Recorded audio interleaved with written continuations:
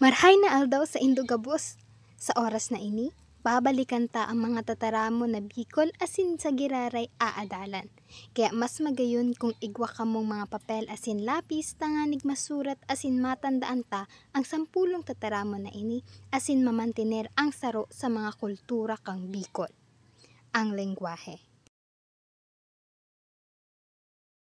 Ang inot na tataramon, katikot. Ang ibig sabihon, kadikit. Halimbawa, katikot ang nakuang star ni Boknoy, tadai siya nag-aadal. Saro pa, katikot ang tubig sa baso.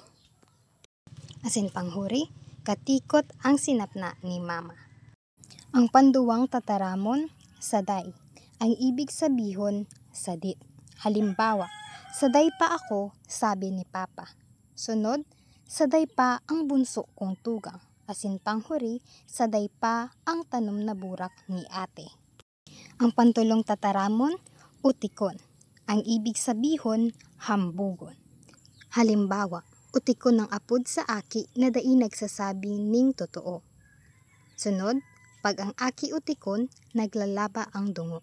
Asin panghuri, utikon si Pedro kaya naaanggot si Juan. Ang pang-apat na tataramon, sakluton. Ang ibig sabihon, kuanon. Halimbawa, sakluton kang aswang ang aking pasaway. Sunod, sakluton ang bayawas na tanom ni Mang Karding. Asin panghuri, sakluton ang aking dai nagtuturog udto. Ang panlimang tataramon, kadlagan. Ang ibig sabihon, tukad. Halimbawa, duman sa kadlagan, kadakol tanom na mangga. Asin panghuri, kadakol gamgam sa kadlagan. Ang pang-anom na tataramon, paraerok o paraerok sa Bicol. Ang ibig sabihin kaini, tahong naka-star sa Bicol o Bicolano.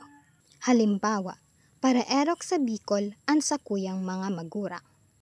Sunod, magayon isipon na kitang mga paraerok sa Bicol diit-diit na nabibisto sa larangan nin sport.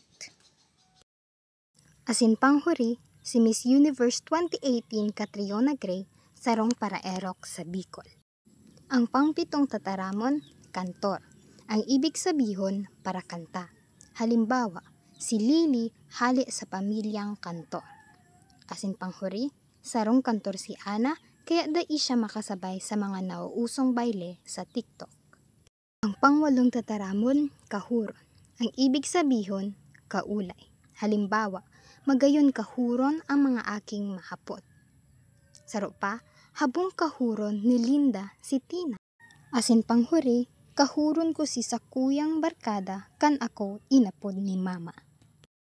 Ang pangsyam na tataramon, pasipara. Ang ibig sabihon, nagmamaang maangan.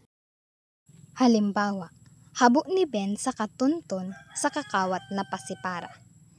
Sunod, pasipara habon, dawa siya nadakop na.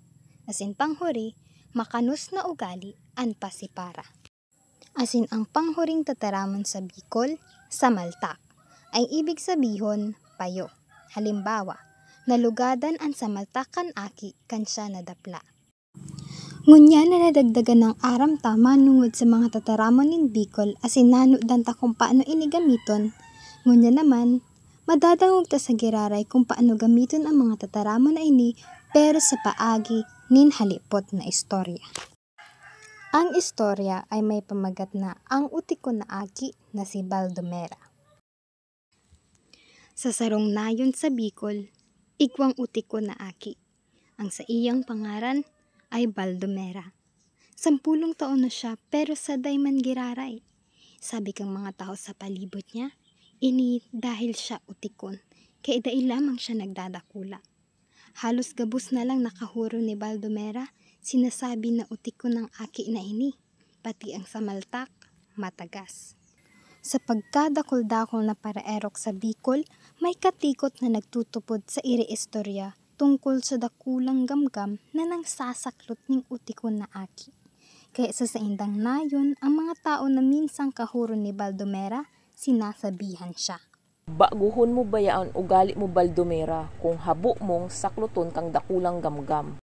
Sabi kang sa iyang ina kang napano na ini. Si Baldomera na may matagas na samaltak, sigiman ang pasipara. Dai lamang ako utikon ina, mabuot ako.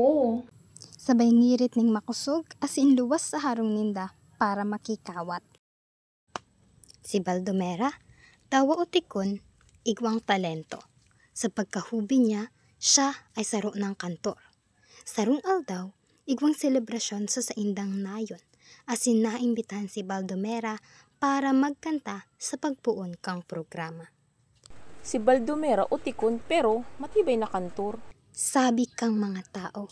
Kaya, kang si Baldomera nagsakat sa entablado para puunan ang kanta, inurupakan siya. Ang kanta niyang Sarong Banggi nagdaraning ibang klasing pagmati sa mga nakakadangog. Garuman ng gadsinda na hipnotismo sa magayon na boses ni Baldomera. Pero, ang dainin inaasahan, ang dakulang gamgam na bigla na lang nagbutwa, asinsak luto ng saday na aki. Totoo talaga na sinasaklot kang dakulang gamgam ang utikon na aki. Kurahaw ninda, habang naglalayog parayo ang gamgam pasiring sa kadlagan. Si Baldomera, takot na, naghihibi asin inaapod ang sa iyang ina. Bigla na lang nagbutwa ang gamgam na ini, dai lamang nagkahiriling kang mga tao. Mabilis na hinulog kang gamgam si Baldomera na naghihibi asin gusto magdulag. Pero nahiling niya na ang dakulang gamgam nakahiling sa iya, garo naghahalat. Garo may ilaw na bigla nagbutwa sa ibabaw kang payo ni Baldomera. Kakantahan ta ka. Makusog na sabi niya bago kinalma ang sadiri asin nagpuon magkanta. Dumanagpuon ang pagiging magbarkada kang dakulang gamgam asin ni Baldomera. Asin duman nida naaraman na ang gamgam nagayunan sa boses ni Baldomera kaya ini sinaklot dahil siya utikon. Magayon ang leksyon na nakuan ni Baldomera sa pangyayari na ito. Puon kang aldaw na ito, nagbago ang sa iyang pagtubod manungod sa gamgam. Naisip kang saday na aki na ini na ang pagiging utikon sala. Asin ngunyan, napapangirit siya, nakaipuhan niya pang madanasan ng araw kato na pangyayari bago siya magbago, asin dai na maging utikon. Kita, bilang sarong Bicolano, dai nangangahulugan na sa dugo talang masasabi na kita ay sarong Bicolano, kundi pati sa satuyang hiro-hiro, tindog, asin pati sa pagtarang. Aram daw nindo na ang lengguwahe ay saro sa mga elemento tanganig masabi ta kung ano ang sarong tao. Arog sa itong mga Bicolano, sa isog pa lang kang boses asin sa tagas kaini, lalo na pag nadangog na ninda ang satuyang lengguwahe, mapapasabi nila ang mga tao, ay, Bicolano o Bicolana ini. Ang satuyang lengguwahe, saro sa kadakol na kultura na igwa sa Bicol. Pero habang naglilipas ang panahon, ang kadakol na kultura, taano daw padikit-dikit na nawawara. Daita na namamantener ang mga ini. Kaya puon ngunyan, kaipuhang igutan ta na panatilihon ang pagdanay kang lengguwaheng Bicol, pako lang sa satuyang mga nguso, kundi pati sa satuyang mga puso. Kaya ang sampulong tataramo na Bicol na satuyang inadalan, lugod, makatabang na maitatak sa satuyang mga utak ang mga tataramo na ini. Asin mas magayon kung gagamiton ta sa pang-aro-aldaw. Ipahiling asin ipamati ang pagpadangata sa satuyang sadiring kultura. Lugod, nakatabang kami.